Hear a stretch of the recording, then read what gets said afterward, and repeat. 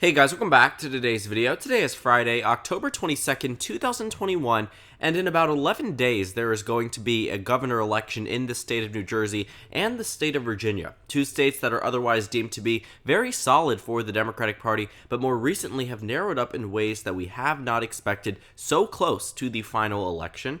Taking a look at today's poll from Emerson University, they released Emerson College, released numbers that showed that Jack Ciattarelli and Phil Murphy, the Republican and Democratic nominees for governor respectively, are within a 6-point race in this most recent poll, which is down from a 9-point race that was described at the end of September. Now, earlier on in this year, in May of 2021, when President Biden was soaring high in terms of approval rating, Phil Murphy had an favorability rating, had an advantage over Jack Ciattarelli by 26 points statewide. Now, that really didn't make sense. The 2013 numbers, the 2017 numbers tell you a lot about what you could expect from New Jersey if this was some type of good year for the Democratic Party. Phil Murphy averaged a 14.4% victory and ended up winning by 13.3%. It's not a large victory, and it was nothing that the Democratic Party should be over-enthused about, but of course it did end up being a Democratic wave year in 2018, though I don't think New Jersey was the best indicator of that wave year. But looking at 2021, you are looking at a race that is narrowing up in the likes of which we haven't seen since 2013. Now, 2013 was a much better year for the GOP than 2021 will be, and I stand by that point. Phil Murphy, as the incumbent, will have that incumbent advantage, and it's going to be very difficult for the GOP to end up winning this race, simply due to the fact that New Jersey is a blue state. Even if it was an open race, disregarding the fact that the incumbent there is a Democrat, the race likely would be slightly more competitive, but still with Democrats in the advantage. When you take a look at the most recent election in the state of New Jersey, you will see that Joe Biden won the state by 16 points. So for a Republican to win here is major news and shows major tides changing in terms of American sentiment. And that's what we might be seeing. The fact that Phil Murphy is only ahead by 6 points in a state that Donald Trump lost by 16, even in 2016, Donald Trump lost the state by, I believe, 14 points against Hillary Clinton. I mean, you can see that this state has a very solid Democratic history even throughout the entirety of the 21st century. In 2000, it went to Al Gore by 15.8%. In 2004, it went to John Kerry, sure, by the narrowest margin of 7 points. 2008, Obama wins it by 16. 2012, Obama wins it by 18. 2016, again, Hillary Clinton wins it. And then 2020, Joe Biden wins the election. But looking at New Jersey, I mean, the fact that the race is this competitive when there's a non-Republican incumbent is a very telling sign that 2022 might not necessarily be the best year for the Democratic Party, and how 2021 could end up with an upset for the GOP, because 6-point differences have been made up in a matter of days, as it was in the 2016 presidential election, and how it might be for 2021.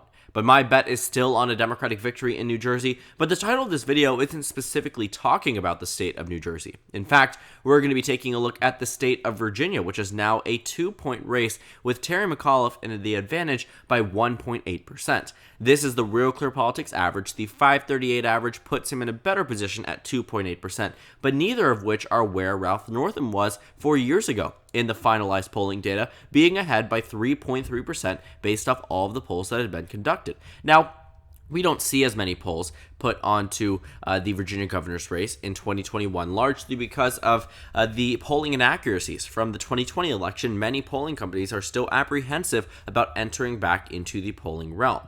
I believe that in the Georgia Senate runoff election, there were maybe 5-6 polls conducted from different pollsters, 5-6 different pollsters that conducted it, even though in this race you can see a difference of nearly 10 or more different polling companies that decided to poll a much less influential and impactful race. And I think that is a very telling sign that, looking at our new numbers, the fact that you can only find 5 different polling sources that have been strung out throughout this entire month, there are not nearly as many polls as there were in 2017, largely because polling companies don't want to be wrong. But based off the numbers we do have right now, Terry McAuliffe only has a 1.8% advantage over Glenn Youngkin. This race is significantly narrowing up. You can see how this race started out back in August of 2021 when the averages released, when Terry McAuliffe had a 6-point lead, ending up with a 7-point lead, and maintained that 5 to 7-point lead for a pretty considerable time period. Then at the end of September, the race narrowed up to the position where we thought it might be over for Terry McAuliffe if this trajectory continues. But of course, it didn't continue because Virginia is still a blue state at heart. And then back in October, In the beginning of October, the advantage started to rise, but then quickly began to fall. Over the month, Terry McAuliffe went from a 5-point victory at the beginning, 22 days later, to a 1.8% chance of victory. If that trajectory continues, the polling advantage for Terry McAuliffe on Election Day might be less than a percentage point, or potentially with Glenn Youngkin ahead. And this should terrify the Democratic Party. Because for a very long period of time, these two races were often neglected as races that did not necessarily need to be worried about. I mean, in my projection back in July, I had Virginia and New Jersey as safe Democratic states. Now, I pointed out in the video that this was uploaded that I did not expect Virginia to be decided by a margin of 15 points or higher, but I was confident that the Democratic Party was undoubtedly going to win this race. But then fast forward to September 6th, 2021. I have not released my October projections, primarily because I don't have many changes and I don't think it would make sense to make a video about it. But I will certainly at the end of the month, leading into November, not in the beginning of November, simply because there's already governor elections that are going to be happening quite literally the day after, maybe in about 4 or 5 days from now. I'll release an updated one and a more specific one about New Jersey and Virginia. But the point being, that Virginia narrowed down, and New Jersey should have narrowed down. And I'm telling you right now in advance that these two states will be taking an additional step towards the left in time for the next projection. And this makes sense. We are seeing the tides turn not only against not only against Terry McAuliffe with Glenn Youngkin rising in popularity, but also against New Jersey, which is a state that has been very strong for the Democratic Party. At least Virginia started out with a Republican stronghold victory in 2000 and 2004, but New Jersey has been through and through the Democratic Party's East Coast victory, right next to the state of Pennsylvania. I mean, one of the driving factors as to why this video is even being created is the fact that this Emerson College poll showed that Phil Murphy only has a 6-point advantage over Jack Ciattarelli. You know, I think many of us could have predicted that Virginia was going to narrow up closer. I don't think this close is how we expected it to be. I thought that Terry McAuliffe would be in a good position, and there's a reason why Barack Obama is going to be visiting with Terry McAuliffe today in Northern Virginia. There's a reason why Vice President Harris was there yesterday. There's a reason why President Biden is going to be there next week. The Democratic Party is petrified about what's going to happen in this race. You know, they are so afraid that the Republican Party is going to make an advancement in this race because, to be fair, if they do, it will certainly indicate that 2022 will be a red wave year. I mean, explaining that to your political donors and explaining that to the high-ups in the Democratic Party that somehow a race that Joe Biden won by 15.9% in New Jersey is ending up going to be narrowed down to a margin of 6 points or less, or that a state that Joe Biden won by 10.1% all of a sudden now has a Republican governor. These are things that the Democratic Party is so worried about because messaging is key. Even if they do end up narrowing up, and I think that will be a moral victory for the Republican Party, that these states have narrowed up because it does indicate at least some type of change, the same way all those special elections did for Democrats back in 2017. But Democrats never were able to win a race until December of 2017. About 4 years and a month, or 3.5 years ago. I don't know how to do the math. Sorry about that. 3 years and 10 months ago. You know, I'm not going to focus on that. The point being, the Democrats really never got any of these victories throughout all of the special elections that they've had. And the same stance for the Republican Party. They got a victory in New Jersey. They flipped it from red to blue, but that was largely expected, and they won Virginia by 9 points. So I will say that those were certainly good results for the Democratic Party, but it wasn't anything out of the ordinary. I would say that the Alabama Senate special election certainly was out of the ordinary. And if Republicans are able to win in Virginia, or even for the Democratic Party's sake, God forbid, New Jersey, the Democratic Party would fail in messaging and the Republican Party would have a field day. They would be able to use this in every single campaign ad to encourage their supporters to get out and vote. We had victories in New Jersey and Virginia. It was the same type of strategy that easily could have been utilized as the California recall election loomed back in September. I think that's something that I pointed out multiple times, that if Republicans were actually able to successfully recall Gavin Newsom, that would be the done deal for the Democratic Party. Messaging is everything. The fact the Democrats came so close but were so far from many of these victories back in 2017, I think really inspired them to turn out and vote. Having these minuscule victories, Connor Lamb in Pennsylvania in early 2018, Doug Jones in Alabama in late 2017, these minute glimpses of victory ultimately led the Democratic Party to turn out in full force in the 2018 midterm elections. And if Republicans can have one state in 2021 or a double whammy, I think that the Republican Party will carry this and ride it into victory into 2022. And if you're looking at the way that the public has turned, not only on McAuliffe, not only on Murphy at this point, but this is largely, I think, due to the fact that the public has turned on President Biden. Today, the numbers stand with Joe Biden at a disapproval rating of 50.0%. Previously, that was 50.5%. For the first time in his presidential history, Joe Biden has been disapproved of and continues to be disapproved of by the majority of the nation. That means more than 50% of Americans, or 50.0001% of Americans, disapprove of the job that Joe Biden is doing as president. That is very worrisome for the Democratic Party because he had a honeymoon period. For a very long period of time, for 6 months plus, Joe Biden had a positive approval rating. And then it flipped. People thought that maybe it would rebound, but it never ended up rebounding. In fact, it expanded to a point where today, the difference between the disapprove and the approve is 6.3%. And apply this to a state like New Jersey, and you can start to see why they are changing their opinion on these Democratic nominees. These 2021 elections are the first chance that many of these voters get to express their discontent and their disapproval of President Joe Biden, the same way they did back in 2017.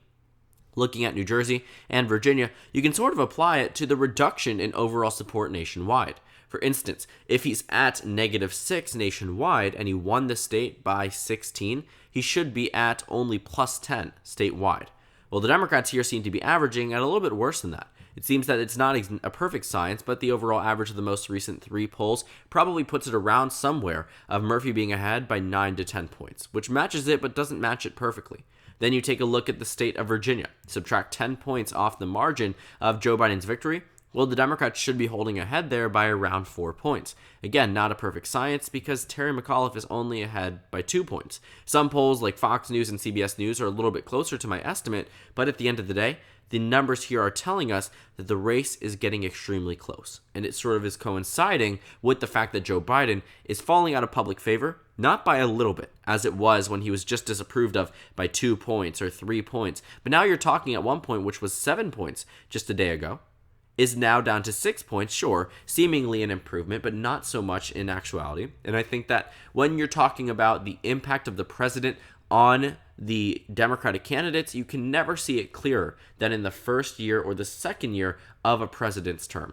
The final 2 years are largely viewed, if it's going to be a president that is unable to run for re-election, as a time period in which whoever wins there isn't really going to be impacted by the president of the United States, because it is going to roll over into the next presidential election.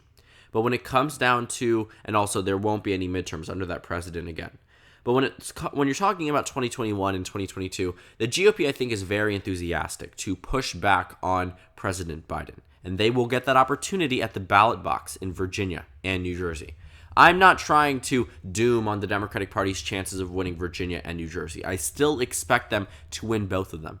But the fact that it's narrowing is very telling. New Jersey should never have been a 6-point race, or really even a 9-point race, given that you're working with an incumbent, with a state that Joe Biden won by 16 points. Virginia's race should have never narrowed down to a tie, or McAuliffe +3, +1.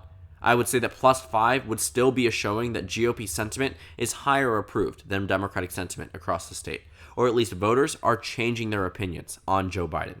They may not necessarily have liked Trump and thus voted for Joe Biden, but that doesn't mean they're against voting for other Republicans.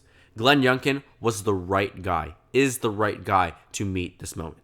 The only issue I would say is the fact that he takes some more otherwise unpopular opinions among social issues. In fact, more recently, he said that he does not support gay marriage, but says that he will support the fact that it's legally acceptable in Virginia.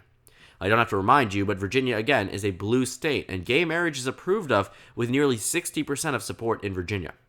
In addition, abortion is on the exact same level. Glenn Youngkin does not support abortion. Vaccine mandates are slightly less approved of, but still on a higher level in terms of pushing away voters from voting for Youngkin if he takes an adversary opinion towards such an issue, which he does. And I think that right now, Glenn Youngkin is the best nominee in terms of composure, in terms of pushing away from President Trump, but there are still some signs there that he does have those traditional GOP values that aren't popular in the state of Virginia. And I think that's why Terry McAuliffe is still able to maintain this advantage. I think in the beginning of the race, Glenn Youngkin absolutely could have won the race, but right now I am still expecting Terry McAuliffe to win. But the fact that it's getting close is telling us that this race might not go the way that we expect. And I think that Democrats at this point in time should be not necessarily extremely worried, but they should be getting close to that point where they think that it is possible that a Republican can win. Whereas 2 months ago, I don't think the same could have been said. So thank you guys so much for watching this video. Make sure to comment down suggestions below. Subscribe on the left if you haven't already, and check out the Instagram and Twitter. At the bottom left of the screen, there's also a Discord server for you to go ahead and join. On the screen, there's a video you can watch, and then a playlist for my 2021 election analysis videos. Again, thank you guys so much for watching, and I will see you all later today.